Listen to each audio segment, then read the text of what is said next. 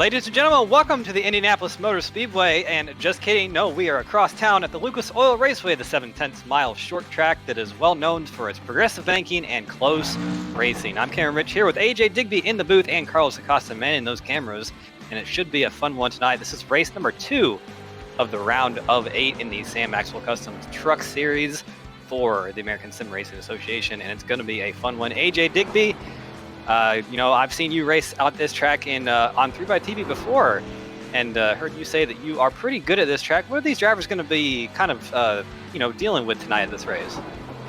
Yeah, some of the issues of this track is it's a short oval and it's pretty relatively flat. You'll see a lot of these drivers running that middle to upper lane during most of the race. It tends to almost have a little bit more banking up there, kind of progressive banking, but also just that's the best way to carry your momentum around the track. So a lot of these drivers, as you're seeing here, Richard Stallings here in qualifying, using that middle lane to the upper area. You'll see a lot of those drivers using that, but you can make the bottom work. It's just a little bit more brake intensive, a little bit more tire intensive. You'll burn off a little bit of rubber quicker. So a lot of these guys will be using the upper lanes and trying to carry momentum as much as they can around this small little joint. Yeah, one of the things we see at this track a lot is the slide job move, which is a tried and true dirt track method of getting around somebody. You kind of just dive in the corner and slide up in front of them, usually to the chagrin of the driver who is getting past. And there's the 31 of Jimmy McKee on the screen right now. I believe he just hit the wall. Might have disqualified his lap there. It looks like he actually did not post a time, so I'm going to have to assume that he did. But going through qualifying right here, this is a pretty hard track to qualify at just for that reason. You got to make sure to get the truck up there in the fast groove. That's right up next to the wall, and make sure that you don't tap that wall. Looks like the track is pretty slick out there. This time is, we're about 4:30 in the afternoon local time. Track temperature is only 84, but it's, this is usually a night track, so a bit of a different track condition for most of these drivers. 3 minutes down in qualifying right now. Currently at the top of the board is Ty Hester in that 36 truck, and he is not in the playoff hunt anymore. First driver in the playoff hunt is that number 51 of Mitch Brown, who actually is your points leader right now. Let's take this opportunity to go through the points real quick for the Sam Maxwell Customs Truck Series. Like we said, we are in the round of 8, so there are 8 drivers left in the playoff contention here. See right there, Jared Haggerty, 11 points up on the cut line. Will Worsler second, Mitch Brown currently in third, Jim Foose in fourth. That's your 4 drivers who would currently make it to Homestead if things were to end today. Joseph Seville, Jason Stewart, Richard Stallings, and Jared Mogard all below that cut line. So really a big surprise is Jared Mogard being so far down. He's not had the best round of 8 after Talladega 2 weeks ago. As you see, Will Worsler, they're going for a slide through turn number 2, I believe, and that truck is still not happy whatsoever. There's Jared Mogard in the 00. Will Worsler in the 29 actually was fastest, though. He was able to put in a pretty good lap time, 21.738, fastest lap time so far on the weekend before he went for that slide. Here's Jared Mogard in the 00, like we said. He has some work to do to make his way back into the playoff hunt, so might be in a must-win situation depending on how things go tonight, but he, was not super quick in practice in that 00 car. He actually was, down the order a little bit, around 10th position, so might be looking at something here, but we'll see how he's able to get on a qualifying across the line there with a 21.813 goes P2, so definitely starting this weekend off in a good note with a good qualifying run so far. And definitely going to be a good car to watch, Jared Mogard. We know he's one of the best drivers here in the ASRS league, and usually somebody you can always count on to do, to get a win, but just has not had the luck on his side, and he's going to have to be kind of fighting from the bottom there. This is the number 24 of Alan Young. He actually was knocked out last weekend, or 2 weeks ago after the round of 12. So definitely going to, for a driver who's not in the playoff hunt anymore, AJ, I know you probably think of this yourself. If you're not in the playoff hunt anymore, there's really no incentive to not come out here and just try to get something, maybe get a win, try something different, try to, get your year off on a good note, and maybe start next year off as on that same good note. So maybe 24 Alan Young might see a alternative strategy for him, or just try something to try to get a win before the season's over with. Yeah, we had talked a little bit about this in a previous broadcast, and when you're not in that chase or playoff position, you're not necessarily thinking about points. You're not thinking about, oh, I need a top 5 because that's going to be good for points. You're going pretty much for a win or nothing, short of taking out the competitors. So a lot of we might see some of these guys try 2 tires, try no tires, and just stay out, or different strategies here and there to try to put themselves up in the front to win a race. And we even saw that in the actual NASCAR race this last week at Kansas, where at the end of the race we had some guys who weren't part of the playoffs who tried to take no tires and stay out and get up front and get track position. It didn't end up working out for them, but it's something that we'll be able to see probably over the course of the night. Some people might try 2 tires early to know if it's going to work or not. Here, and at a short oval like this, I would think it might work. You'd have to be a little bit more cautious under braking, but the way that the trucks are, it's a little bit tight once you actually get through that braking part if you're not loose. So the 2 tires might actually help free up and help it turn a little bit in some ways. So some different strategy calls that could be played, but as you can see there, a lot of the playoff drivers with pretty decent qualifying times to be able to start up towards the front half of this field. Yeah, absolutely. Looking at this track from the top view here, this beautiful 0.7 of a mile little short track, definitely a fan and driver favorite for a lot of people here. Here's a couple penalty reports for this race tonight. See the 04 of Chris Titus, 17 Richard Stallings, 26 Lee Staples, Ty Hester in the 36, and Steve Buhala, all with a level 1 strike issued from the last race. Pretty much a probation period for all those drivers. And then Jonathan Holstein, Bryce Whitson, all receiving level 2 strikes for the for an EOL to start the event. So actually, I'm seeing that we have a bit of a different word from race control. I'm getting a word that the 06, 1, 41, 55, 73, 77, and 88 all with an EOL to start tonight's event from race control. So this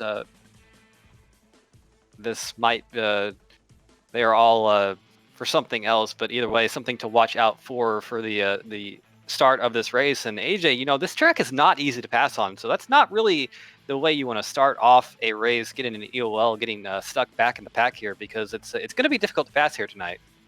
Yeah, it's going to be difficult to pass, as I had mentioned earlier. When the top line is the fastest line, it tends to always be a tougher to pass racetrack because, like you said, you can try to dive it into the corners and try to pull a slide job, but when you're kind of pinned to the bottom and you can't even run up off the track when it's already the slower line on the bottom, it just makes it even more tough. So that outside line, you can hold that momentum and keep it going. So restarts, you might be able to dive to the bottom on fresh tires, but and obviously we'll see what happens on the long runs if we get one. But the top line is definitely the preferred line, which makes it tough to pass because if you can hold that thing up to the wall, nobody's able to get to your outside. And for the most part, people aren't going to be willing to dive to the inside unless they really think they can pull off that slide job. Definitely, we're going to see a lot of banged up right sides of vehicles tonight, as well as left sides when those passes that are trying to be made are not successful. So it's going to be a beating and banging short track race here tonight on a Tuesday night. So definitely going to be fun to watch. And like we said, this is race number 2 of the round of 8. So all those drivers who did not have good luck 2 weeks ago at the Talladega SuperSpeedway, which, by the way, Jared Haggerty won that event. So he is through to Homestead, I believe. So definitely doesn't have to worry about tonight's event or ISM Raceway in 2 weeks. He's going to probably come out here and just try to have some fun and, really no pressure to do anything. But AJ, you're a driver yourself. You know that even if you are through the next round, you want to try to come out here and get as many wins as you can. You want to come out here and dominate the race and just show your truck out on the broadcast and just really come out here and try to do something, Yeah, I mean, even if you're through to the next round, it's always good to have good momentum, to have good spirits, and be able to push through and get a good finish. As we could see in the NASCAR race, Kyle Larson was able to lead early on and was definitely able to push hard. So it's not uncommon that the previous race winner wants to go out there and win. And not only that, but the more that you win, you're preventing or you're making the points strictly based off points, and you're not allowing people to sneak in a win and move up into the next series as well. And you're going to hog those wins to yourself, gather more points, and gather more momentum. So a lot of these guys, whether you're in the playoffs, not in the playoffs, whether you're through to the next round, not through, you're going to be looking for a good race today and always looking for a win. And frankly, in my opinion, if you're not trying to win a race, then I don't know why you're racing. Absolutely, and all these drivers getting set to go green flag racing here in just a few moments. They're all lining up on the grid. We'll get your grid set up for you real quick. Will Worsler on the inside of row number 1. He's got a 6th pole of the season, set number 29, definitely showing the pace out here right now. He's the only driver in the 21.7 bracket mark, and right to his outside the double zero of Jared Mogard. He's got to have a good run here tonight, so definitely look for that double zero to be fast out here. Row number 2, we got number 36 of Ty Hester and Mitch Brown. That Mitch Brown machine at 51, definitely another one of our playoff contenders. He's been very strong in the playoffs, so look for him to come out here and have a strong night. Tyler Seville and Alan Young are going to comprise row number 3. Alan Young not in the playoff contention for the Truck Series points, but he is in the Premier Series standings. We'll mention that in just a few short moments. Richard Sollins and Jared Haggerty going to roll off 7th and 8th respectively. Jim Foose and Troy Haight going to round out your top 10. And your last 2 drivers who have taken a time, only 12 drivers taking a time here, Jimmy McKee in the 31 and Clarence Bonner in the 99. Take it away, AJ. Yeah, drivers who did not take a time, the 55, Brian Yazik, the 30 of Brad Cross, the 98, Sam Maxwell, the 04 of Chris Titus, the 13 of Dan Deffler, 73 of Jonathan Holstein, 41 of Tim Knott, 77 of Alex Geese, 1 of Jason Stewart, the 26 of Lee Staples, 06 of Jack Wells, 4 of JR Bash, 66 of Edward Bray, and 43 of Steve Buhala. As you had mentioned, some of these guys have EOLs, so some of those guys elected probably not to take times to just be able to get straight to the back. But some of these other guys not taking times, it is as it is, and it is listed here. We have a 26 car field, or 26 truck field, so lots of drivers trying to turn 125 laps and make it to the end of this thing. Yeah, absolutely. Seeing 24 of these drivers have actually taken the start of the race. Steve Buhala in the 43 has not taken the grid, and Sam Maxwell in the 98. Of course, the in-race admin will not be starting tonight's event either. So, going to be an even 24 cars for tonight's event, or more likely trucks. That's what these things are. Really, truck bodies with car chassis. Either way, it doesn't really matter. But you know, you got to think, AJ. If I know you've been in a championship hunt, I've been in the championship hunt. All these drivers in the championship hunt, as well as everybody else, really, you know, this is a short track where things can happen. All these drivers probably having a bit of butterflies out here tonight, kind of trying to plan their first moves and see what they're going to do for the start of this race, especially with only 12 drivers taking time out of 24. So half the drivers out there in the back are going to have to come from nothing really and try to make something happen. So it's definitely going to be a fun one tonight. Yeah, a lot of drivers having to come from behind, some of them with really fast practice times as well. So might be a little bit of shuffling around in the field, as well as obviously under pit stops or cautions could change things up as well. But as a playoff driver myself, I definitely understand that you want to have a really solid day. You obviously want to go for the win if you can, but getting laps led, getting the bonus points, and having good finishing, and somewhat deep down inside hoping that the others don't is key, and one of the big things that they'll be doing over today's race. And the pace car is in, making that hard left turn on to the pit road out of turn number 3, and green flag is out here at the Lucas Oil Raceway for a little bit of a short race here. 125 laps around the 7/10 of a mile oval, and it all begins now. Good start for the 29 of Will Worsler. He's been able to clear the double zero of Jared Mogard. The first battle is for the 4th position of Mitch Brown and the 11 of Tyler Seville. He's going to lose that battle and actually going to be under fire from the 24 of Alan Young. Side by side through turns 3 and 4. Give lap number 1 lead to Will Worsler. That's a bonus point for him, so definitely going to be good for his championship hopes. And you said double zero of Jared Mogard, Ty Hester, 36, Mitch Brown, all gotten themselves single file at the front. And Alan Young and Tyler Seville still going at it. It's going to be hard for that 11 to make that pass on the inside line. You see most of these drivers kind of migrating up to there towards the wall. That's what we're going to see all night. So these tires on the cars that are going to elect to run the low line not going to be too incredibly effective for too many laps. So if Tyler wants to make that move, he's going to have to make it now. And you see that the kind of already losing a bit of ground there down the backstretch. That line just is not very good right now. Yeah, that inside line is definitely not preferred, and it's going to go even further away as the run goes on. You can see the 11 falling back there, Tyler Seville. And him being a playoff driver, he's going to want to be able to find a gap and slide up to the top line and just get in line and start to log some clean laps, hopefully try to get up to the end of this thing. But you can see most of these drivers all single file here throughout the field, all up at the top, kind of slowing in the middle of the corner so that way they can apex there at the exit of the corner, kind of in the middle lane, if you will. So kind of sliding up to the wall, almost diamonding the corner, and then coming off in the middle. So trying to get as good of a run off they can without brushing up against the wall, like you mentioned earlier, especially with 125 laps here in this thing. Really just being cautious, trying to keep it off the wall, but obviously trying to get as many spots as you can here early on in this race. Battle here for the fifth position. Dive bomb for the 6th of Jared Haggerty. Ooh, very close. He actually puts the 24 of Alan Young in the wall. I don't think that's going to be a very popular move for that 24 car, especially with that number 6 locked into Homestead. Probably going to think, why are you racing me like that? But that is short track racing here. That's the textbook way to make a pass here. And that was a good job from Jared to make that. He just pulled it down to the inside and said, I'm going to take this. Thank you very much. A bit further on in the pack, there's the number 47 car. That is, excuse me.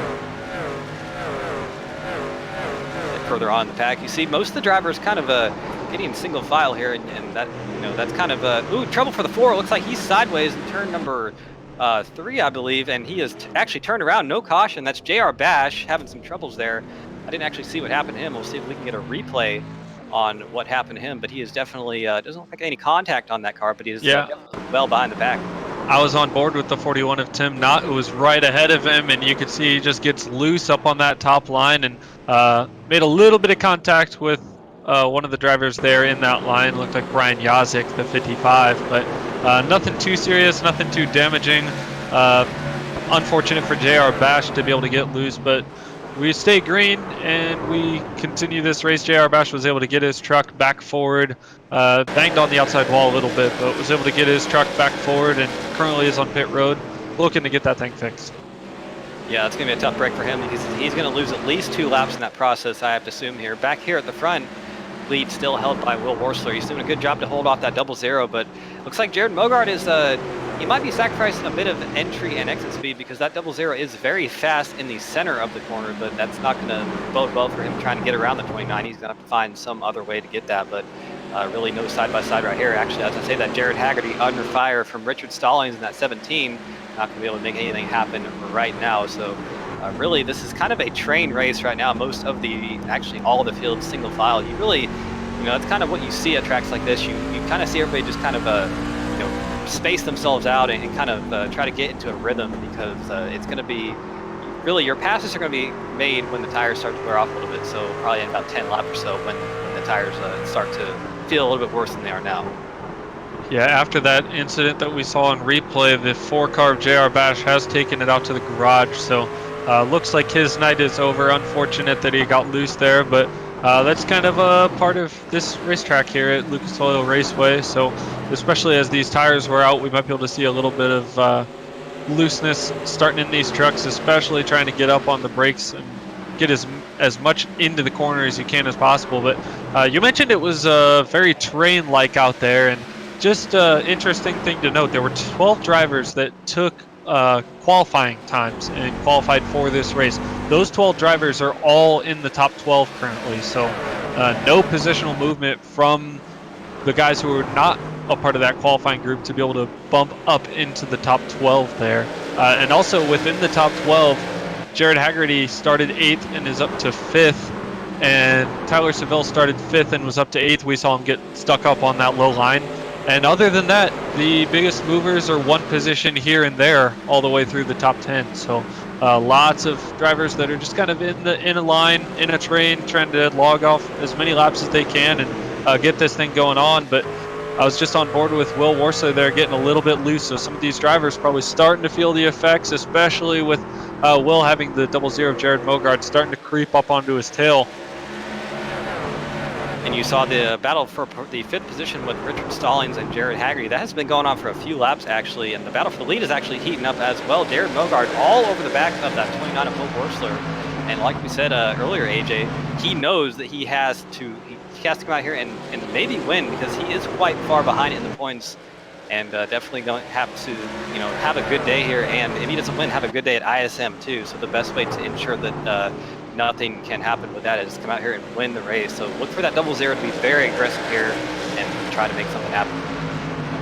Yeah, 00 is going to want to be aggressive, but he also knows that here we are only 18 laps in, there's still 100 plus laps remaining in this thing, and he can probably feel out in this run that he has a pretty good long run car compared to Will. Will also might have known, hey, maybe I pushed the tires a little bit too early on and needed to save them more for the next round. So very early in the race, lots for these drivers to learn and apply for themselves towards the later stages of this race. You saw the pass 30 of Brad Cross getting around Troy Haight. That's for the 12th position. So like you said, AJ, most of the top 12 kind of where it is. Ooh, some close racing there. That is the 42 of Jim Foose and Jimmy McKee going at it. That is back in around the 9th position, 10th position. So battle for the top 10 here.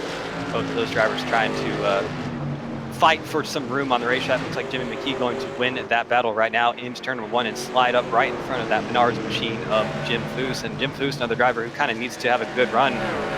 He had it all kind of worked out at Talladega a couple weeks ago, but it all went wrong on the last lap of the race, and was very disappointed about that. But either way, has 2 more opportunities to try to make something happen. The battle up here between Troy Haight and Brad Cross still going at it. And like you said, for the 11th position, and you see Brad Cross on the inside. Excuse me, that's Clarence Bonner in the 99. So Brad Cross actually, look at that. He's making that inside line work pretty well. Slides right up in front of Clarence Bonner, and he's going to gain 2 positions in 2 laps, or excuse me, about 3 laps. So that number 30 looking pretty strong right now. That's a good looking machine. Those colors remind me of the 90s, and I got to say that I'm a bit of a 90s person myself here, but you see up here in the front, still very tough to pass. Will Worsler, that lead is not really growing over 0.3 of a second, currently at about 0.2 right now over Jared Mogard, and we haven't really seen too much movement in the top 5. The biggest mover so far, Jared Haggerty, up from 8th to 5th position, so definitely proving pretty hard to pass. So caution on the racetrack, what happened here, but we'll see if we can find what happened here. It was the 1 of Jason Stewart. He's gone around. He's one of our championship contenders, and somebody else, the 06 of Jack Wells. So something definitely happened here between these 2 trucks. Ooh, it happened in front of Jack Wells that just had nowhere to go, unfortunately. See somebody else involved as well, a 3rd truck getting turned around, and looks like a bit of a mess here, AJ. Ooh, I think there was a tap from the rear, from the 04 Chris Titus to Jason Stewart, and unfortunately for both those drivers, that's going to be a lot of damage for both of those. Yeah, looks like a lot of damage. Unfortunate circumstances for these. Looks like 4 trucks that were mainly involved. Yep, looked like a little bit of tap there and a little bit of extra contact there from the 13 Dan Deffler up on the top of the wall. But unfortunate that the 06 of Jack Wells was not able to get woed up or get around. There was contact and trucks on both sides of him, so kind of hard to make moves. But probably expected the one to slide up the track, you would think, when you're sliding like that, but did not work out for him. And right at the end of that green flag run, I just wanted to mention that lead group was at about a 3-second gap from 1st to 8th, and they were all together from that 1st to 8th position. But within the last 5 laps or so, that was really tightening up. Not a lot of changes for the lead, but that had moved into a 2.1 second gap right before the caution there. And we have a little bit of track positional changes here on pit road. Absolutely. Actually, Jared Moger was able to get around Will Worsler on the exit of pit road. You see the 24 of Alan Young there. He actually drove straight past his pit stall. 3 cars staying out. 99 to Clarence Bonner, who elected to come down this time. Ty Hester and Mitch Brown all elected to stay on the racetrack. And it looks like Alan Young in the 24 might be electing to do that as well, considering he just missed his pit stall. But definitely going to be interesting to see how this restart goes, AJ. We haven't, being our first caution, we haven't really seen how the tires are going to work. Looks like Ty Hester was thinking about coming down pit road, but he's going to stay out on the racetrack right now. So we'll see how 25-ish lap old tires are able to hold against newer tires here. And with it being so hard to pass, with track position being such a premium, I think it's not a bad strategy to try to throw the dice and stay out on old tires. Yeah, we had mentioned some of these guys who aren't in playoff contention, like Ty Hester here, trying a little bit of a mix-up in strategy, trying to stay out and maybe see if this pays off in the end. So 25 lap old tires over the course of that run, they did drop about 6/10 of a second, about a half a second over the course of that 20 laps or so over that run. So this might be a pretty noticeable difference, and we might see a big change in the lead here at the start of this restart. But a lot of their drivers are going to be able to have to work through this pack, especially you can see all those yellow fenders that are playoff drivers that are going to be working their way through this pack, through and around Ty Hester. But one of the biggest things is we were able to see some of those guys got loose at the end of that run, and Ty might over push it and get loose himself, but he might be able to hold it true. And if he can get to that outside line, we saw that it was kind of a train there. If he can get to that outside line, he might be able to protect it enough and be able to make this thing pay off. Quick shout out to some of our chatters in chat. We got Richard Fletcher and Kelsey Rogers joining us. They said they are not able to take the start of tonight's race. Jordan Harnish as well.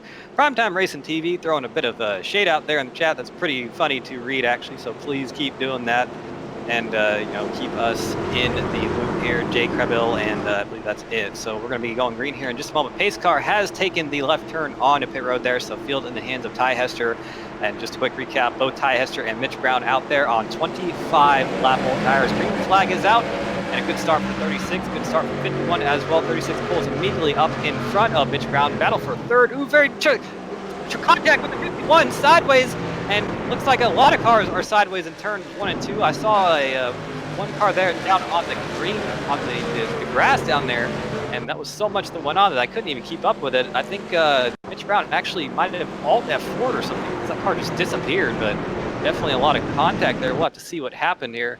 You see the Jimmy McKee down there in the grass. I believe somebody else was involved as well. We'll see if we can get another replay here, but that's kind of just what we were expecting here, AJ. Bit of contact on the restart because of the old tires, and Mitch Brown unfortunately getting one of the worst ends of that. You see Tyler Seville, Jimmy McKee there. It's like really not a lot of damage, but just a lot of track position, not a lot of damage there, but a lot of track position being lost. Mitch Brown, actually, there he is back on the racetrack, and that truck is not looking totally fine. A little bit of damage on the front and rear, so definitely gonna have to get that fixed up before the end of this race. But no caution, we're still green flag here.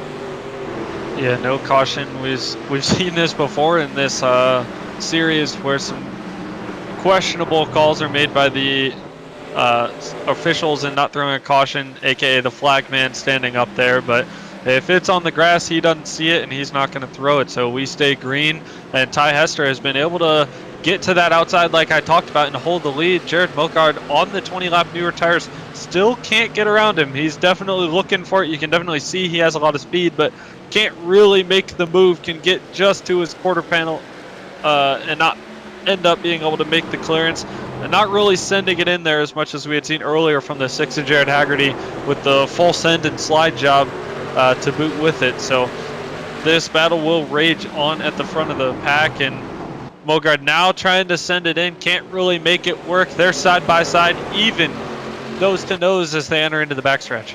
And you got to think that 17 of Richard Stallings is loving what he's seeing in front of him, because he was able to get around Will Worsler and still side by side between Hester and Mogard. And you got to think, AJ, if you're Jared Mogard, you're probably frustrated as heck right now because you got newer tires and you just cannot get around the 36. Sending it in there, trying to get the move made, and he might do it right here. He's got a good run through turn number 2 down the backstretch. If he can send it into turn number 3 and slide up right in front of the 36 like he's going to do right here, he's going to be able to take the lead. So give the lead to that number 00 of Jared Mogard. Now Ty Hester's going to be under fire from Richard Stallings.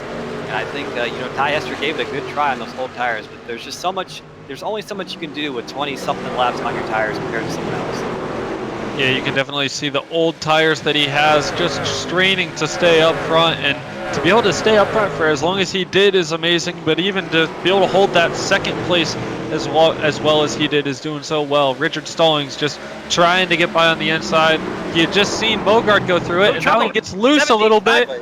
He's loose, 17's loose. He's going to save it onto the apron, but all that inside work has probably shot his tires a little bit, but he was also pushing so hard that probably just got on the binders a little too hard, and just got around. No contact there, just really close driving, and Will Warsler is going to be able to drive right through that up into third, and now it's going to be his turn to try to get by the 36 of Ty Hester. Yeah, absolutely. So, you know, Will Warsler was one of the fastest drivers. He led most laps up until the pit stop and trying to get around that number 36 to get himself back in the second position. You know, he wants to try to run down that number 00 machine of Jared Mogard. And ooh, trouble off turn number 4. There was some contact with Jared Haggerty, and I believe that was Brad Cross. We're 3 wide. Jared Haggerty sideways. Turn 1, we are 3 wide and sideways, and all this good stuff, bad stuff. I'm not sure what's going on there, but once again, AJ, we've saved it, and we are still green at Lucas Oil Raceway. These guys are bumping into each other, getting sideways, and somehow not wrecking it. So it's a pretty physical race here tonight, but it's good to see that most of these drivers have been able to save the trucks.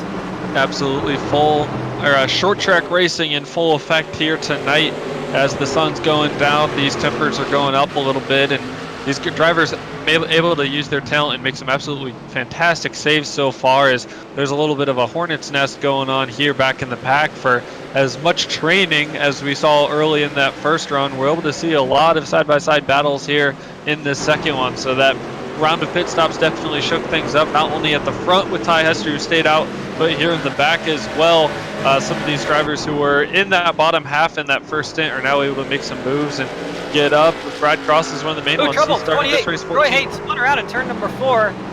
Sorry to interrupt you there, AJ, but Troy Haight getting in trouble there right in turn 4, and definitely getting, might have been some contact there, I have to assume there. Actually, no, that car just, that was a weird accident, I have to say there, AJ. That car just kind of got loose in the middle of the corner, something you don't see a lot, and down into the grass he goes. So we're going to work our second caution tonight. Yeah, that truck gets loose. It looks like it was a little bit loose on entry. That's right about the point that you would be getting on the brakes the hardest to keep that thing off the wall. So probably just was turning and braking at the same time and snapped loose. It's a really weird feeling because as a driver you can brake and turn the exact same way for the whole first 42 laps, but that one lap you can turn it the exact same way, and for some reason it just acts differently. It's happened to me a couple different times, and as a driver you don't really understand what went wrong in that situation, but luckily was able to hold it at just a spin and was able to keep his truck going and get to pit road and be able to advance on this race. You see the race off pit road there, won by the 36 of Ty Hester over Will Warsler there. So actually, I believe Jared Mogard actually won. Excuse me, yeah, Jared Mogard won the race off pit road, and then it was Ty Hester and Will Warsler. A couple cars staying out. Mitch Brown stayed out for a lap before coming in to get that car fixed up. I believe Tim Knott stayed out for a lap as well. He also taken his car down. So I believe that's going to cycle the lead back to Jared Mogard. Let's actually get a word with somebody. Let's find somebody who was, see if we can find someone here. Let's go ahead and talk to 29 Will Warsler. We talked to him a lot, and he's always a good little interview. So let's drag him up here real quick.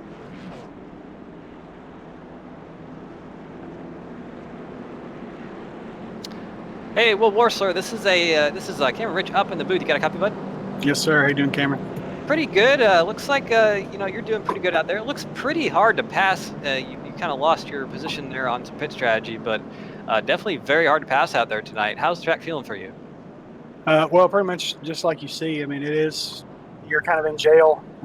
Even as you saw when you were behind somebody on old tires, it's getting around somebody is going to be really difficult without applying the bumper. And then when you get into doing stuff like that, it's probably bad for everybody involved. So I've just got to ride it out and see what I can, just kind of take what I can get. I got into the back of the 51 on the last restart, and checkup going there into 1 on the restart was more than anticipated. I want to apologize to him for that. But, it is what it is. I got a little bit of damage, and this isn't a track where it should be a problem, so I'm just kind of letting it ride and see what, it's a long race, going to see what comes of it. Yeah, we're seeing a little bit of sideways action for some trucks out there. Is the track kind of loose on entry? We've seen a couple cars kind of get loose on the entry part of turn 2 and turn 1 and turn 3, excuse me. So is that kind of a thing you're feeling? The way it is, if you're getting loose on entry, it's probably your fault for what you had to brake by set at. But I was getting loose out on the exit of 4. Other than that's all right. All right, we're going to let you get back to what you're doing best. So thank you, and best of luck the rest of the race. Yeah, man. And the green flag is out once again. Lead in the hands of Jared Bogard. He is down and away. Battle for second. Good move for Will Warsaw on the bottom side as he's just talking about not being able to make that move out of turn number 2. He does it. Slams the door shut on the 36. Some contact there. And Ty Hester gets kind of booted out of the way. Still making contact in turn number 3. Those two are absolutely going at it. Here comes Ty Hester back. This is absolutely great stuff. Crossover for the 29 out of turn number 4. So you got to think that Jared Bogard actually absolutely loving what he's seeing out of this mirror. But the 36 Ty Hester and Will Worst are going at it very aggressively here, and I think Ty Hester is going to win that off of turn number 2. There was a lot of contact there, and I was a little bit worried about that, but the first battle between the 55 of Brian Yazik and the 17 of Richard Stallings a bit further back in pack for the 6th position, and all of these are trying to do something as well. But you know, this is we've seen this is a very physical race so far, AJ, and it's only going to get worse from here. Yeah, it's a very physical race. We're working on lap 49, so almost 50 laps down of the 125 scheduled here tonight. And these drivers might be starting to feel that. You know, it didn't feel like it was that long of a first stint, but we're getting closer and closer to halfway. So some of these guys definitely starting to push and edge their trucks a little bit more to the limit. And we're able to see that with a little bit more bumping, a little bit more tight side-by-side racing, as the 55 still trying to work that bottom, can't really get up top yet. So lots of these drivers in a line. But one thing that some of these drivers might be able to note is Ty Hester had stayed out on that first caution, was able to hold himself up to second place over that entire run, and is now up in second position. So some of these drivers might be looking at that in the later runs, maybe staying out, taking the old tires, and just trying to get to that top line and hold it, and probably make up a lot of positions that way. Absolutely, you got to think that all of these drivers have seen how that's going to work, and you know, maybe if you get a late caution in the race, absolutely go ahead and try that strategy, or maybe even try 2 tires, because we've seen how well 4 tires work. You got to think that 2 would be a little bit better, and you know, net the same benefit there. There's Jared Bogard. That's pretty much the biggest lead we've seen all night so far, about 0.8 of a second, 0.9 of a second over Ty Hester right now. So Jared Bogard looking pretty good.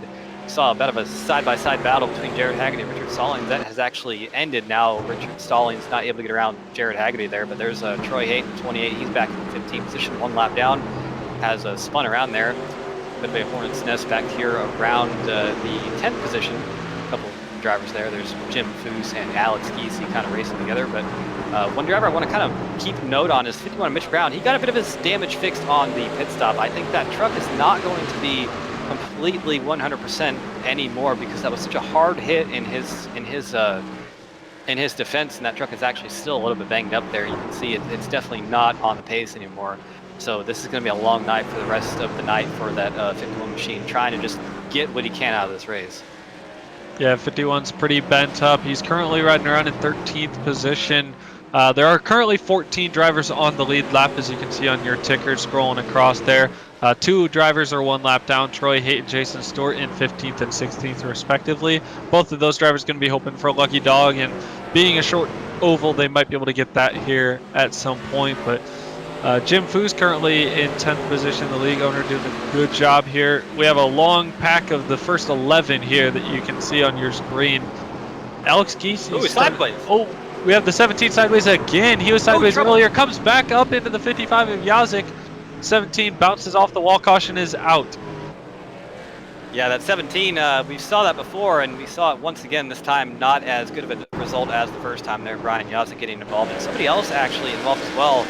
Alan Young getting a bit of damage there, but I don't think Brian Yazik going to be that off. Ooh, actually get Alex Giese and Alex Young. That was kind of a after the thought accident there. Alex Giese and Alan Young both going hard into the inside wall. So not sure what happened there. We'll go on board with Alex Giese in 77 here. You see the accident kind of happening in front of him and just kind of nowhere to go. And once he got inside of that 24, it was game over, and they were going into the inside wall. So tough break for all of those drivers. That's going to be a lot of damage for everybody except the 55. I think Brian Yazik should be okay here, but we're going to see more pit stops here. And it definitely looks like all these drivers are kind of taking every opportunity to take tires, which is a little bit surprising, you know, that we don't see more drivers staying out there with how we've seen that strategy kind of work so far. Yeah, I think that strategy has worked, but here working in closer to lap 60, we're only halfway, so some of these drivers probably trying to take the track position they had gained and get back on track with everybody else. That first caution was at lap 25. Some of those drivers had pitted right away after that, but these drivers are going to elect to take tires. It looks like Hester may have taken 2 tires jumping out to the lead that early. So you had just mentioned taking 2 tires might be able to make you a little bit faster, and Hester had already taken none earlier and now electing to take 2. So one of those non-playoff guys taking his chances out there, and we'll be able to see how this unfolds. Yeah, let's go ahead and see if we can get a word with the 36 of Ty Hester. He's been one of the top drivers all night. Ty Hester, this is Cam Rich up in the booth. You got a copy? Yes, sir. Go ahead. All right, man. Well, it looks like you've been one of the top, top 3 drivers all night. You played some pit strategy there in the early part to get yourself up there in position, and just saw you take 2 tires. But it definitely looks like it's pretty hard to pass out there. Kind of just tell us about how the race has gone for you and how the track's feeling. Oh, it's doing good so far. The track's nice and grippy, if you want to back of a better word. Yeah, track position is definitely key in the top 1 or 2 or 3 or so. So just trying to figure out the tires for later on in the race. If I can stay out, take 2, kind of thing like that. See if we can get a win here.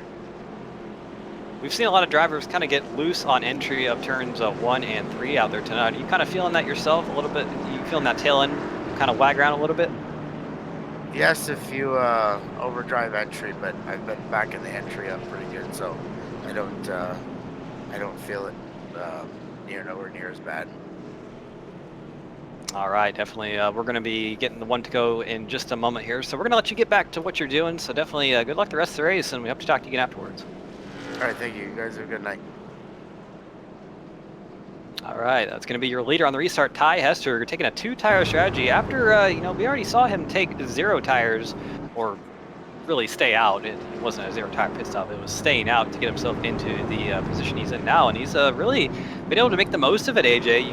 We were talking about these drivers not in the playoff hunt, trying to play these alternative strategies. Ty Hester not in the playoff hunt for the Truck Series, so he can afford to kind of go out there and just do whatever, and it's definitely playing off knives for him. He might be looking at playing spoiler here in this race.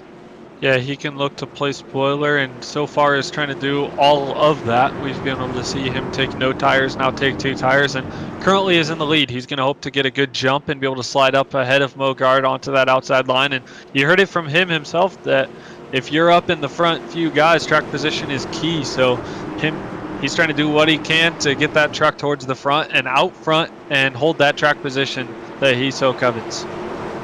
Pace car in the pit road right now, field in the hands of Ty Hester. We just talked to him, so we'll see what he can do. Green flag is out. Good jump for him. He's going to pull immediately up in front of the 00 right here.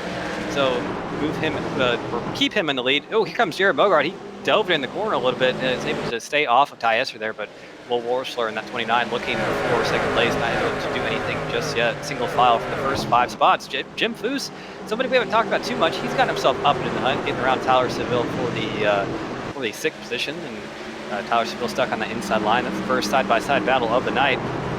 11 and the 42 going at it, and really the battle for the lead is going to be probably hot all night. I got to say, these drivers have been very close. It's been so hard to pass that it's almost frustrating to watch as a driver, just because I know how these guys feel out there tonight. Jim Foose getting himself solidly around the 11 of Tyler Seville, and the battle behind him, Brad Cross and Brian Yazek. Ooh, contact!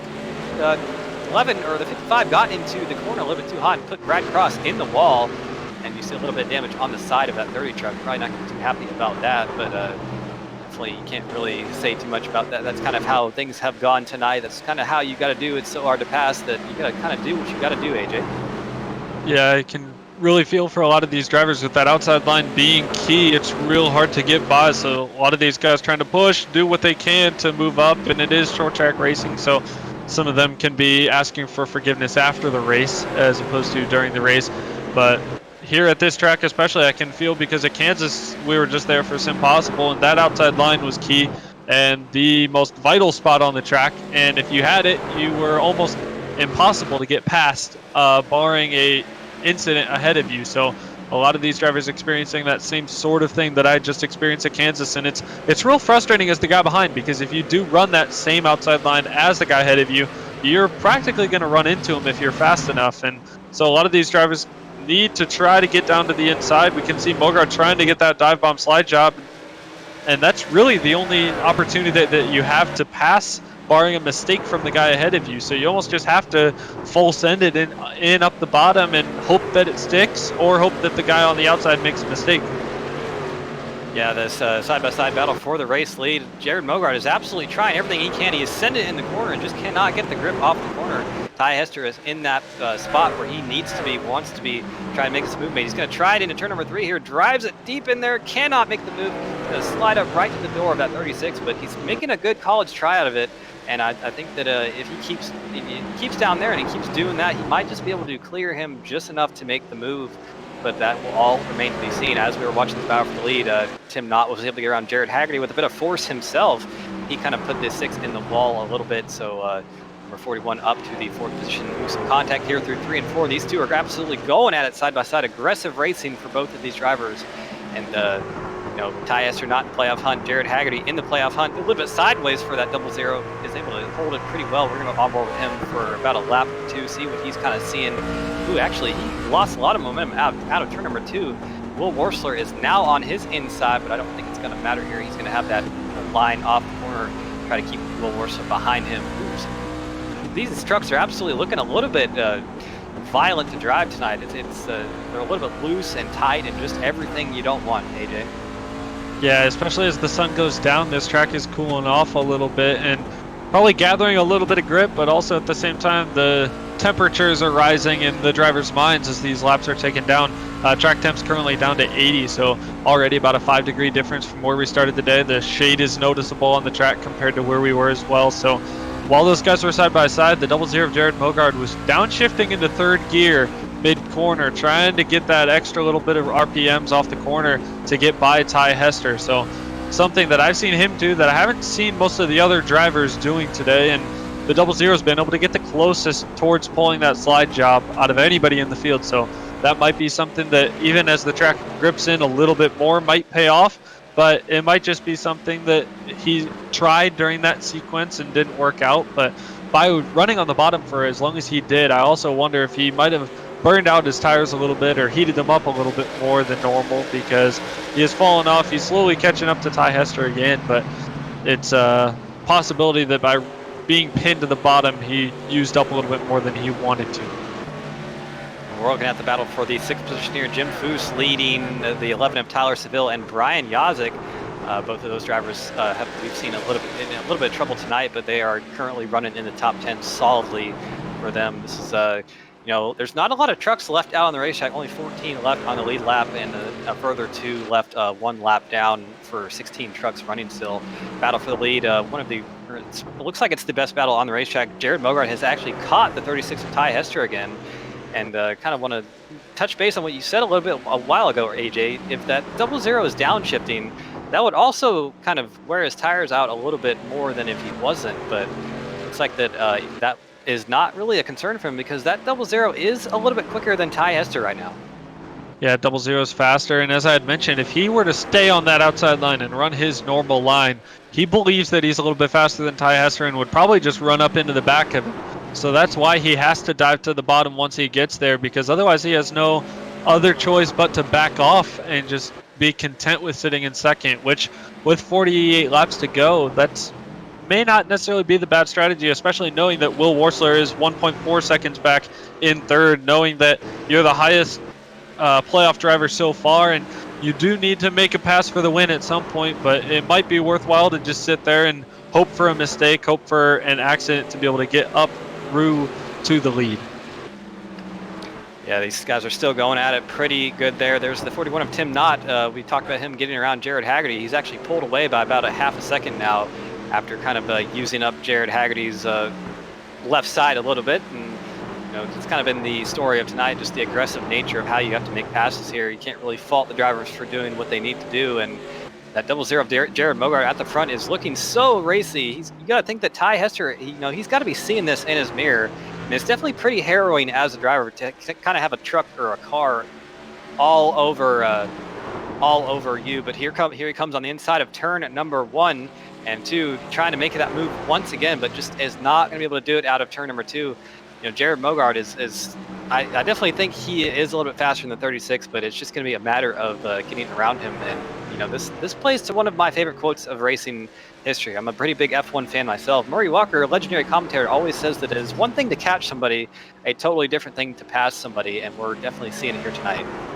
Yeah, we're seeing it here tonight. These guys are 20 laps into this run so far here, and the tires are definitely falling off more than they were early in the run. Mogard's tires are less than he was when he tried to make this move before, but still trying to downshift into third gear down on the inside. They're trying to make it work. You can see his truck sliding a little bit, and that third gear probably is a little bit less friendly when you're longer in the run like we are right now. So trying to get the RPMs up as much as he can. And as you can see out there at the windshield of Jared Mogard, there are a couple cars up ahead that are lap traffic. Probably Mitch Brown, Jason Stewart, and Dan Leffler, the last three on the lead lap up there. So these front few drivers are starting to catch lap traffic, as well as they're pulling away from the rest of the field. Will Warser now 2.6 seconds back. So these front two drivers have kind of asserted themselves here so far as two of the more dominant drivers in the field, and might be the ones to beat once we get down to the end of this thing, as Mogard tries to send it up to the inside again. Yeah, and that 00 was a little bit sideways in turn one. We've seen that a couple times, and Ty Hester actually was sideways last time in turn number 3 on that outside line. So these trucks are really, really wagging the tail out there. And for Ty Hester and Jared Mogard, with them seeing that lap traffic, about a second and a half ahead of them, they're both thinking, probably for Ty Hester, oh no, what am I going to do? And for Jared Mogard, he's thinking he's got an opportunity to finally make this pass stick and try to do something. So definitely a bit of a, both these drivers kind of thinking of what they're going to be doing once they reach the lap traffic of Dan Deffler and Jason Stewart, which is probably going to be in the next lap or two. They are running quite significantly faster than both of those trucks. Of course, both those trucks quite a bit damaged from being an earlier incident, so it's going to be interesting to see how that plays. And it is something that can be a bit of a race changer. So I would think that Ty Hester is probably going to be wanting those two trucks to go on the inside line, and Jared Mogard hopes that they stay right there on that outside line so he can run where he's been running, trying to get around Ty Hester, and hopes that he can get held up by them too.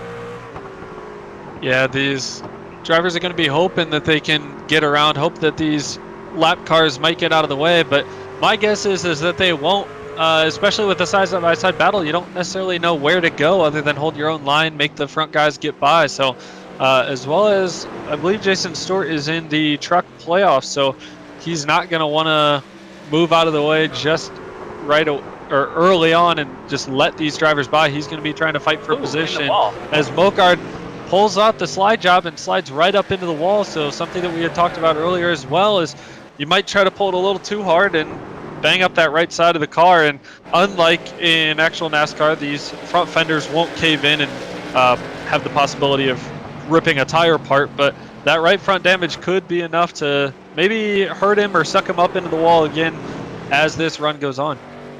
Yeah, I've been watching that 00 into the entry of turn number 3 specifically for a while, and I think he's going to have to buy an extra load of stamps because he is absolutely sending that car every single time.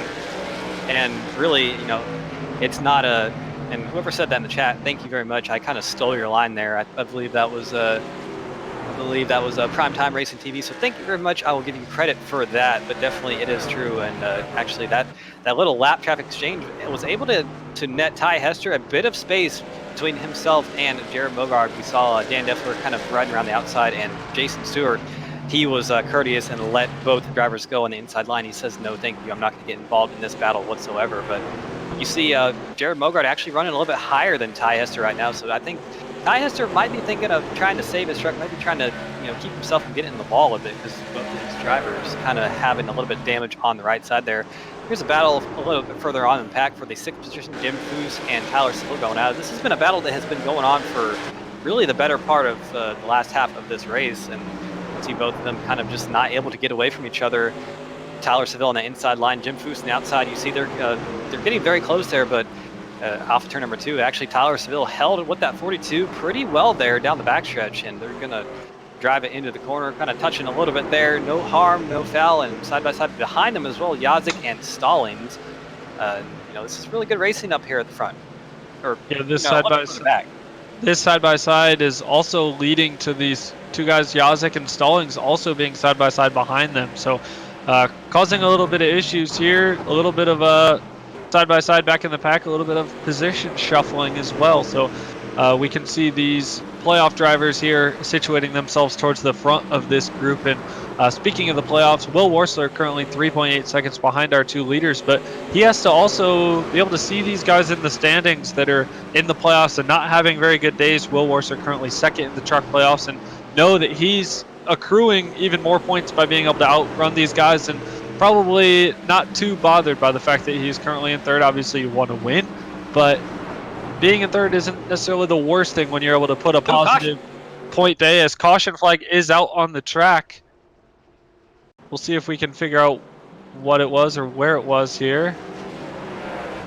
The 77 of Alex Giesi's slow around the turn and just stops. Don't think this is going to go over too well within the league, but if he stopped, there was probably something wrong with his truck. If he could have gotten to pit road, I believe he would have gotten to pit road. So could possibly be a motor issue or something of that nature. We'll ride along here and watch. But if he stopped, there was probably something going on with that truck to where he could not continue on to pit road. We can see a puff of smoke right there, motor blown. So he had no real opportunity there. That wasn't going to be able to coast around to pit road. So he kind of had to stop, and that pulls out a caution here with 29 to go. Some all important, crucial pit stops here right now.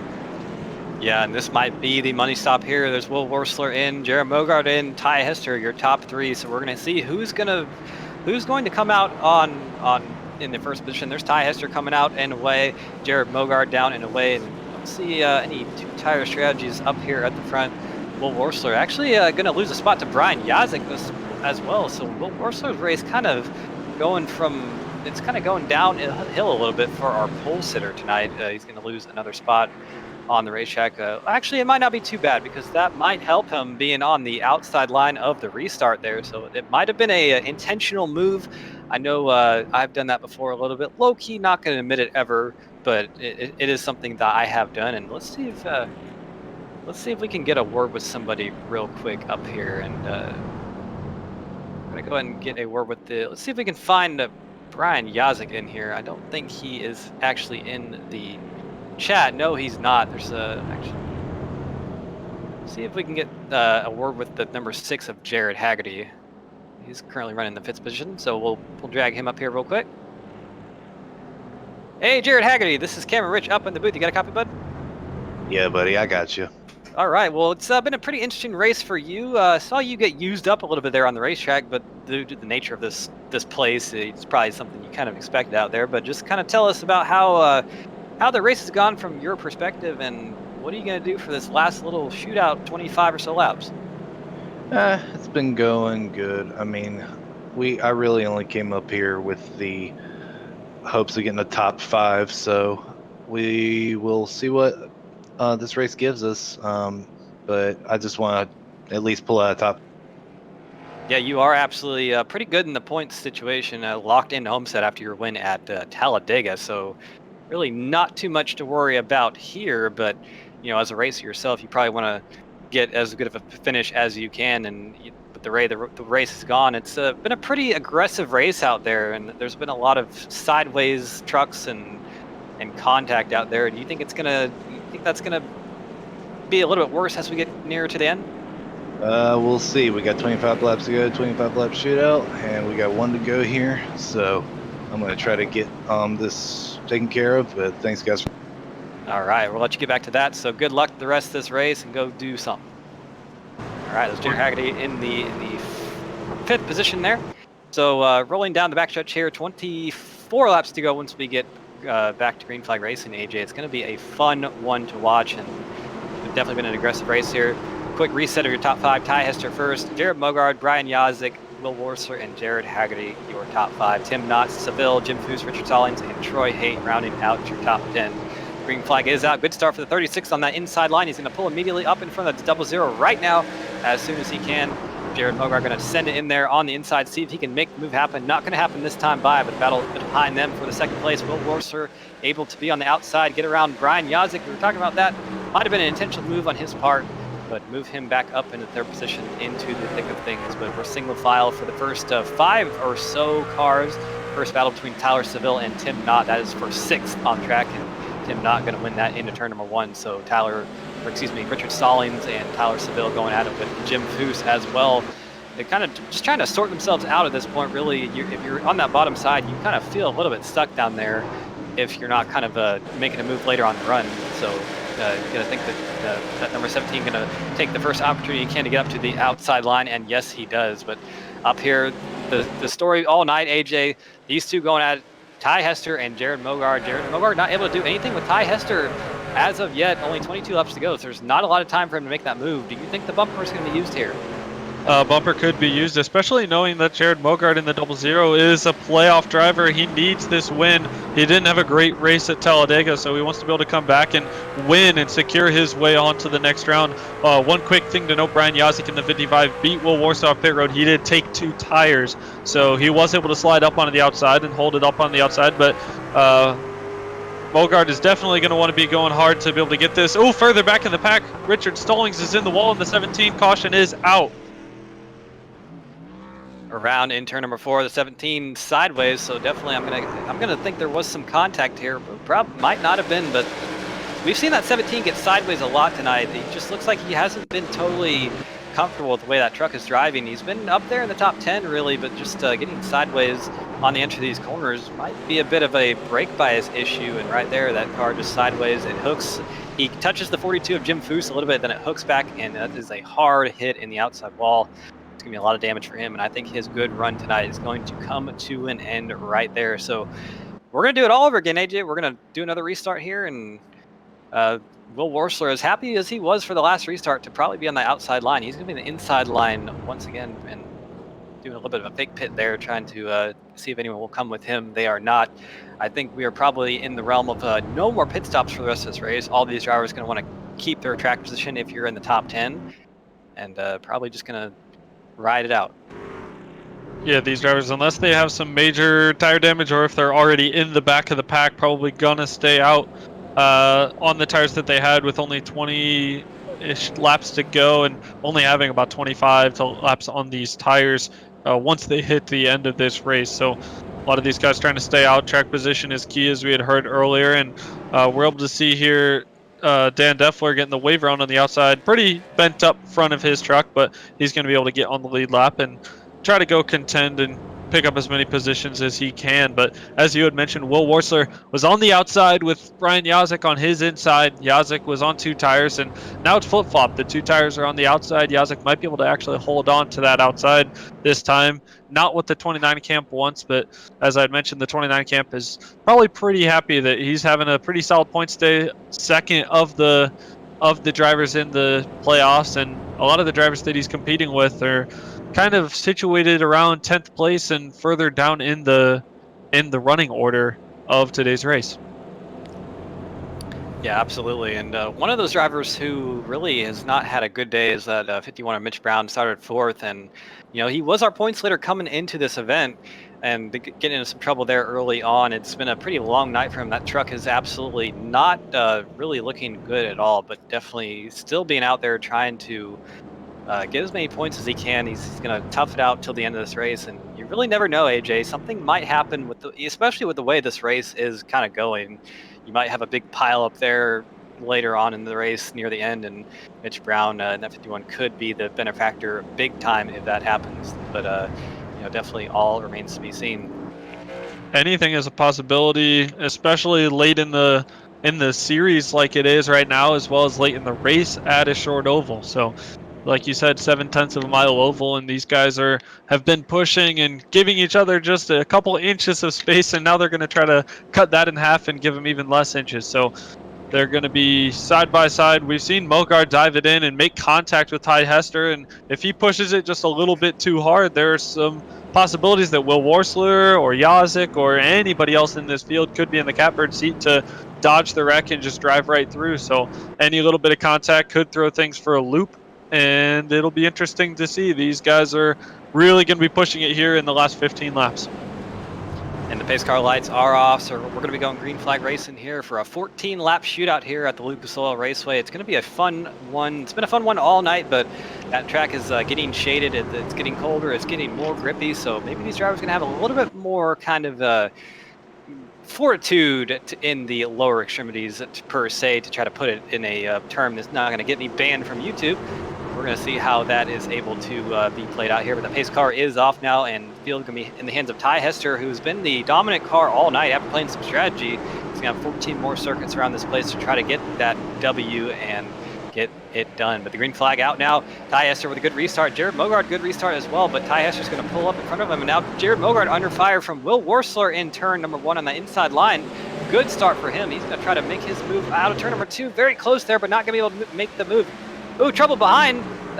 41 of Tim Knott sideways. I see Jim Foose as well. Dan Deffler getting turned around. So 41 of Tim Knott there with a lot of damage on the car. We're going to have to see what happened here, but definitely some contact resulting in some cars there. There's 11 of Tyler Seville getting into the side of the 41 and just nowhere to go for some of these drivers. Dan Deffler, Richard Stallings again, his night gets worse after that one. Jim Foose, a little bit of damage on that car, and I saw Alan Young in there as well. So definitely not the way that they wanted this one to go. Bit of a weird accident, I gotta say. I'm not sure why that turned the 41 around, but either way, iRacing netcode could be a bit finicky sometimes, and it's kind of just the way things kind of work out. But we'll see what happened here once again. Different angle here, and just really a bit of a mess there in turn number 3. Just kind of trucks going everywhere. When you get that, really not much you can do, and most of the drivers electing to stay on pit road unless they were in that accident. So you know, this might be a bit of a trend for these last few laps of this race, AJ. You know, once one of the sayings that we have in racing is cautions breed cautions, and we're on a short track with the trucks, so you know, anything really goes at this point. Yeah, anything goes at this point, and there even bets going on in the chat about if this thing will go into green, white, checkered. So cautions do breed cautions. It's a possibility, and I'm also going to steal Primetime Racing TV. He's had some good ones tonight, but he said it's going to get wilder than a KFC box. So it's going to be crazy out there. There are going to be a lot of opportunities to make moves and possibly make some slide jobs that aren't going to necessarily work. So lots of these drivers going to be vying for every single position. As we had already mentioned, the 00 of Jared Mokard trying to win this thing. He got a little bit behind in the Truck Series points after the first race. Going to try to make up for it. Track is cooler. It's down to 77 degrees now. We can see everything is in the shade. So lots of possibilities for these guys to make moves. And as we had just seen there, make a little bit too much of a move and cause an incident.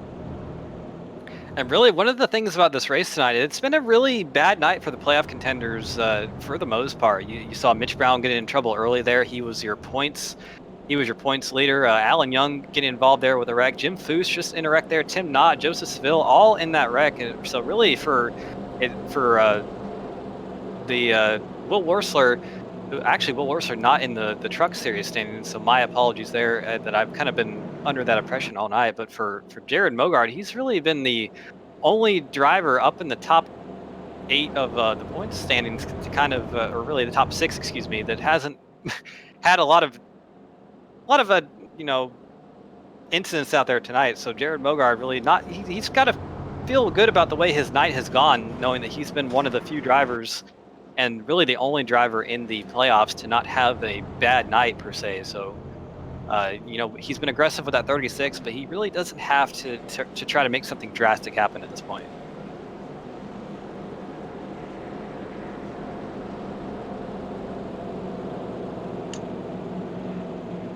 But pace car lights are off once again, so we're going to be going green flag racing here with an 8-lap shootout to end this one, and be an interesting one to kind of get to the end of. And it's been a great battle all night between these top 2 drivers, Ty Hester and Jared Mogard. Ty Hester getting up there with some strategy. Jared Mogard's been pretty much second all night. He started right there, and he's been there most of the night, and probably wants to change that fact. He wants to get up there and get to the lead there. The pace car making that hard left turn onto pit road there in turn number 3, and we're going to be going green flag racing here in just a moment. Field going to be in the hands of 36 of Ty Hester once again. See how good of a restart he's able to get, and on the loud pedal he goes right now. Good restart for him. He's going to be able to pull up in front of Jared Mogard once again. There he goes. And Jared Mogart once again under fire from Will Worsler. Not going to be able to make the move, I don't think, but that's going to help Ty Hester in turns 1 and 2 try to keep that 0-0 behind him. And yes, it does. So whatever that was able to do, now the fight between Will Worsler and Jared Haggerty in that 6 car. Jared Haggerty has not been up in the top 3 at all tonight, but there he is fighting for it with that number 29. Not going to make it just yet, but battle for the lead still hot as it's been all night. Jared Mogart on the rear bumper of that 36 has not been able to do anything. I don't believe he's actually led a lap this tonight yet, but he has been all over the back of that 36. Probably wants to see something other than a Can-Am logo. Definitely been in his windshield all night, but here he goes down into turn number 1 again on the inside line. Going to slide up at the door of the 36. Almost some contact there. Very close off of turn 2, but Ty Hester keeps the lead for now. Yeah, as we had said earlier, Ty Hester gets loose. Ty Hester into the wall. Mogart's going to look to the inside, probably going to get the run. Will Worsler is looking to follow from behind. Will Worsler almost up into Hester. He's going to try to send it here into the corner. Hester loose again, makes more contact into the outside wall. Will Worsler get enough of a run to be able to slide up into second? Looks like it's going to be yes by a couple inches.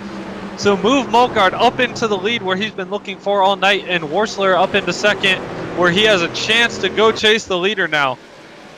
And that was all it needed for Jared Mogart. One mistake from that 36, and that was all she wrote. And Ty Hester moving back to the 3rd position now, probably not too happy about that. It was just one mistake. One mistake was all it needed for that 0-0 to get around him. But now the fight's going to be between Will Worsler and Jared Mogart for the race win. We're on board with Worsler right now out of turn number 4. Only 3 laps to go at the line. He's got a good run out of turn number 4. So let's see if you see that rear thing on Jared Mogart saying, "Are you ready?" I think Will Worsler is absolutely ready right now out of turn 2. He's got a pretty good run right on the back bumper of that 0-0. So how is he going to make the move here? He can't go on the outside because that's where Jared Mogart's going to be. He's going to have to pretty much, use some of Jared Mogart's stamps he's been sending all night and just try to do that himself. But 2 laps to go in the wall. Will Worsler, that's not going to help his chances whatsoever. But we've seen kind of a couple wall hits here and there where they have not really done anything, but definitely going to be a very action-packed one final lap here at Lucas Oil Raceway. Been a very crazy race, very aggressive. One mistake, Jared Mogart was able to get the lead, and Jared Mogart a little bit back in the points race. And through turn number 2, is he going to be able to hold off that 29 of Will Worsler? I think he is. Will Worsler about 0.3 of a second behind him.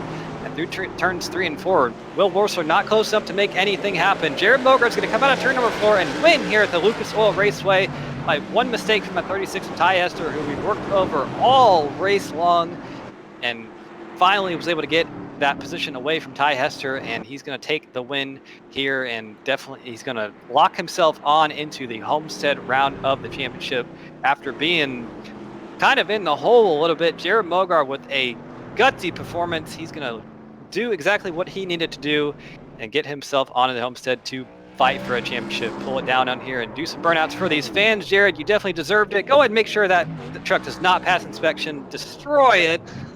And some burnouts here for these fans. They saw a great race tonight, AJ. Yeah, great race tonight. As we had mentioned earlier in the broadcast, the 0-0 either was going to have to make it work on the inside, use a bumper, or hope for a mistake, and one of those 3 was able to happen. The mistake did come. He was able to take the lead and take the win of this thing.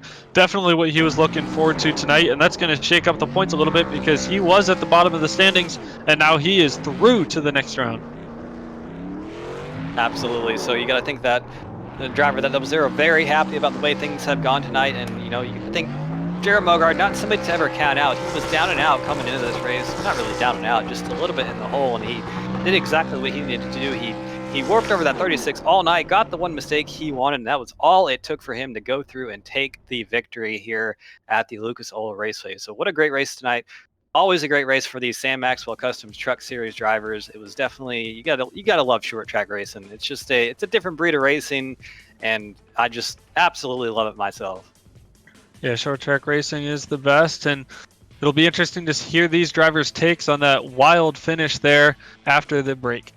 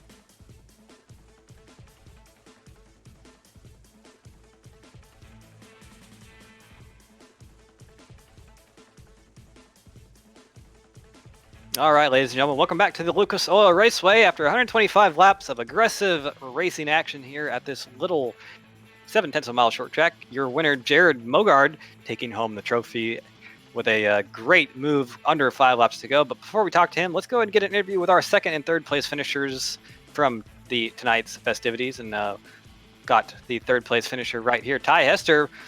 A little bit disappointed after that run there, but really, not too much to hang your head about. You had a great run out here tonight. Use a bit of strategy to get to the lead, and you pretty much dominated tonight's event, led the most laps. Kind of just take us through how everything happened and all of that.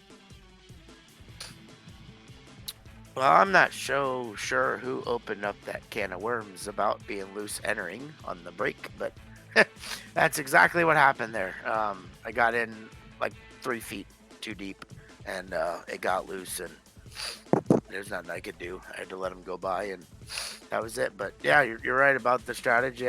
It's very hard to pass, especially when you're running lap times like the top 3 or so.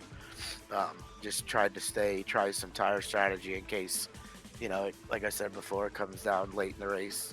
I can gain some spots by 2 tires or whatnot. But yeah, it was a good race. It did lead a lot of laps, but I like this. I like Lucas Oil, so it owes me a couple good finishes, to be honest. But hope that was good to watch. Yeah, definitely good to watch. You put on a show out there, holding off that 0-0 for as long as you did. It definitely a very impressive performance there, and just one little mistake being the difference maker. But besides really just that little mistake, is there anything you really could have done differently there, or is it just like it's kind of the perils of racing? Sometimes things happen like that you can't control, and they kind of do that. But I just gotta ask you, you put out a good run out there and did everything you could, holding off that 0-0, and that's not an easy feat to accomplish at all. Nope, it is not. And me and Jared have had many races where we've actually been leading, or one of us was leading, and we had to bang doors to one of us to get the win. But that was a rather clean version there, minus me touching the wall. But it was a good race. Hope everyone enjoyed it, and we'll see what happens next week. Yeah, definitely. Just want to ask you, next race we go to the ISM Raceway. How are you looking forward to that one? It kind of feels like I feel like I do it here at Lucas Oil. Got some speed, so we'll see how the setup is and go. All right, man. Well, thank you very much for talking with us. Before we let you go, you got any shout-outs to give us here on 3-Wood TV? Yeah, I want to thank Jim and Sam with ASRS for putting the league on in the series, and all my teammates and you guys for broadcasting. All right, that's your third place finisher from tonight's event. The leading the most laps out here tonight. Put on a great show, but not able to close the deal. Thank you very much for talking with us, Ty, and hope to talk to you again next week. Take care, have a good night. All right, with that, I think the AJ is walking down pit road to try to find someone who is our second place finisher. That's actually the 29 of Will Worsler, so he's got him right here. And go ahead and take it away, AJ. Yeah, I have the 29 of Will Worsler right here. Started off really hot, started off on pole, and was able to lead 23 laps early on, and just couldn't get it all together at the end, but ended up with second place. Just kind of tell us about your night. I really wasn't looking forward to this race. I was on vacation the week before and didn't get a chance really all week to practice for this. I've only ever ran this track one time before. I'm sure if I did well, I would remember how I did, so I probably didn't. And I didn't get to practice until right before the session opened up tonight. So I really wasn't expecting much. I was surprised that I got pole and surprised I was able to compete as well as I did. But I mean, as far as the race goes, I did well until I got a little bit of damage. They're getting in the midst of the restart on, after that first caution. It didn't really seem to change anything about my truck. I was just kind of biding my time until an opportunity arose for me to get the lead back. And then combination of things happened. I got a little bit of damage on both sides over the next, 40 laps or so. And knocked my repair time up around 30 seconds. And from that point, it was pushing like crazy on exit, and I didn't have anything for the 00 or 36. And I was just kind of hoping for third. And I don't know, I was shocked there at the end that I was able to compete with Ty and Jared the way that I was able to. I really think it was something, I think it was more them than it was me, because I wasn't doing anything different. It still felt like crap from the damage. And for whatever reason, I was able to give them a run and make them earn it. And it's really the best I can hope for tonight. Yeah, there was a point there on a longer run towards the end. The front two, Ty Hester and Mogard, were able to pull away from you by a couple seconds. And did you even think from that point on that you would have a shot to get second, let alone a shot to try to take the lead? No, I didn't, because on that run, that's when my damage was the worst. And even at the beginning of the run, I knew I didn't have anything for him. It was pushing. It was obviously pushing, and it had changed. I don't know if it had something to do with the toe from my contact with the wall several times. But I knew at the beginning of the run it was going to hurt me, and later in the run, and it did. The longer the run went, the worse it got.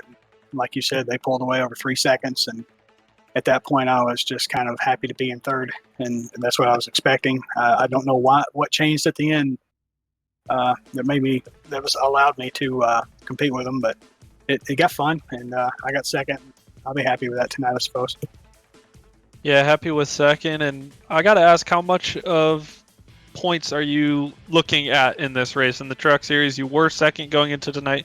With Mogard winning, it'll send him on, but you're able to put up another good points night and gap yourself away from everybody else. And is that also a good feeling going into the last race of this round next week? Yeah, there's not really anything that gives me a good feeling about the playoffs. The way the format is, you get one bad race, you can get knocked out, or apparently if you go on vacation, you get knocked out. So, it's one of these deals where everybody that's involved, playoffs, has to bring in every week and be prepared, or you can just be sitting in the bleachers watching as far as the points are concerned. So, I'm really just racing for a truck championship, like you said, at this point. And, that's my goal. As long as I'm out here, I'm going to try to win. So. And last question, are you looking forward to next week when you can put a little bit more practice and hopefully be a little bit faster in the last race of this round? Oh, yeah. I don't even know what track we're going to be at next week, but I will be prepared when we grid up. Well, great race tonight to end up in second place. It was fun to be able to watch your 29 truck move up, especially with that low move there at the end. Congrats on second, and best of luck in the coming weeks. I appreciate it, man. Thank you, guys. And I believe Cameron Rich is going to have the 00, the race winner of Jared Mogard.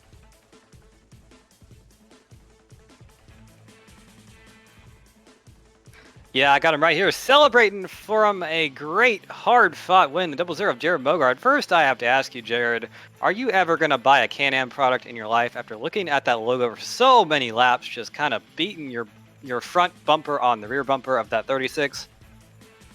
It was good advertising, that's for sure, on his part. Yeah, definitely. You worked over him for so many laps. It seemed like the whole entire race was you being glued to that back bumper of Ty Ester's machine. You were finally able to get it done with under 5 laps to go. A mistake on Ty Ester's part.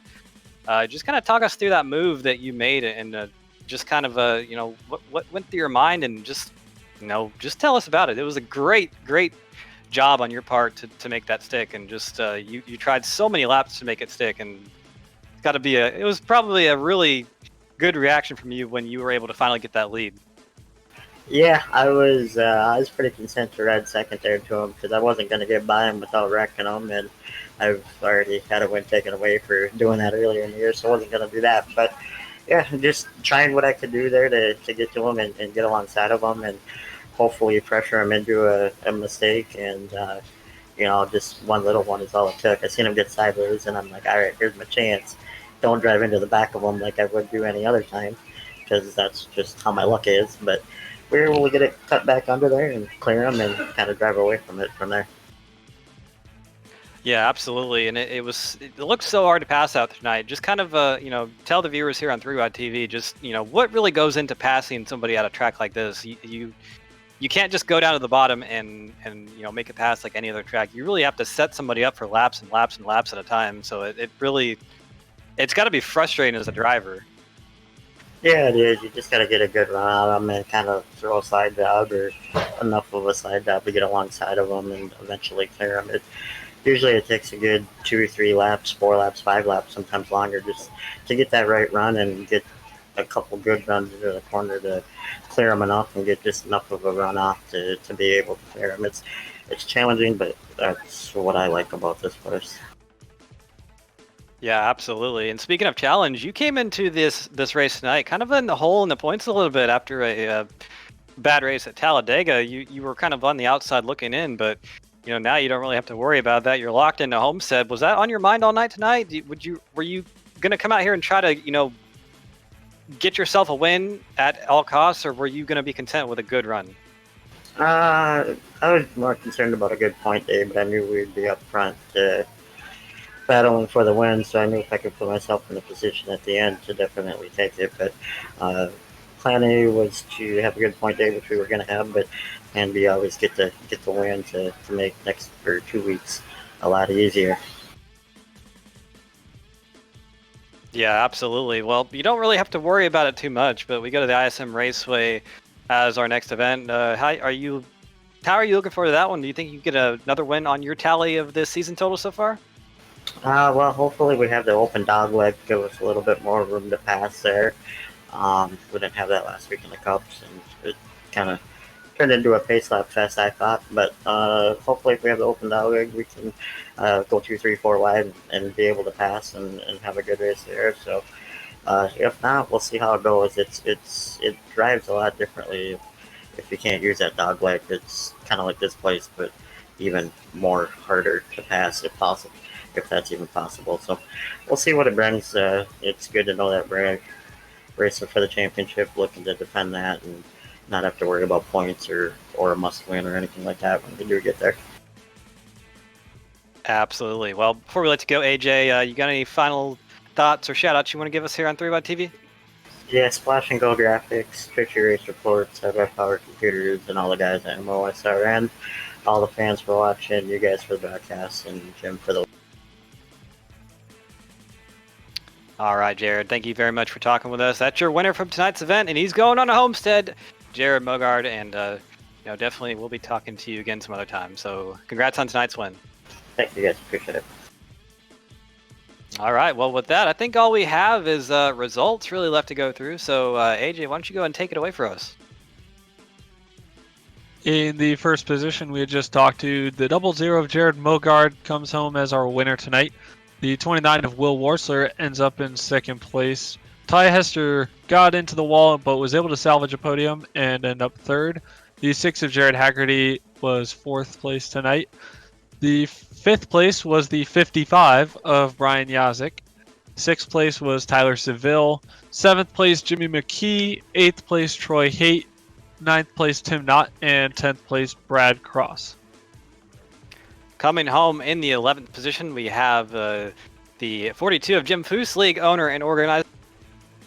Mitch Brown, tough night for him. Got in trouble early, comes home in 12th, but stuck it out there till the very end. Jason Stewart, Richard Stallings, all these drivers in the playoffs having not so great nights, coming home at the tail end of the lead lap. You see Dan Deffler coming home in 15th, 13 laps down. Alan Young 14th. Alan Young in 16th, Alex Easy coming home in 17th, Jack Wells 18th, 19th, Clarence Bonner, and Chris Titus in 20th. Coming home in 21st, we got the 4 of JR Bash, and I believe Ed Bray, Lee Staples, Jonathan Holstein, Sam Maxwell, and Steve Buhala.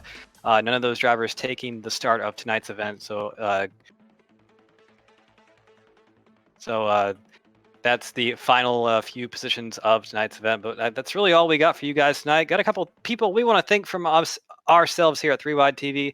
First off and foremost, Sim TV for these awesome cameras that we use each and every week. They do very much make this broadcast a lot better. So thank you very much, Kyle Heyer and Finian DeCunha. We love you guys so very much.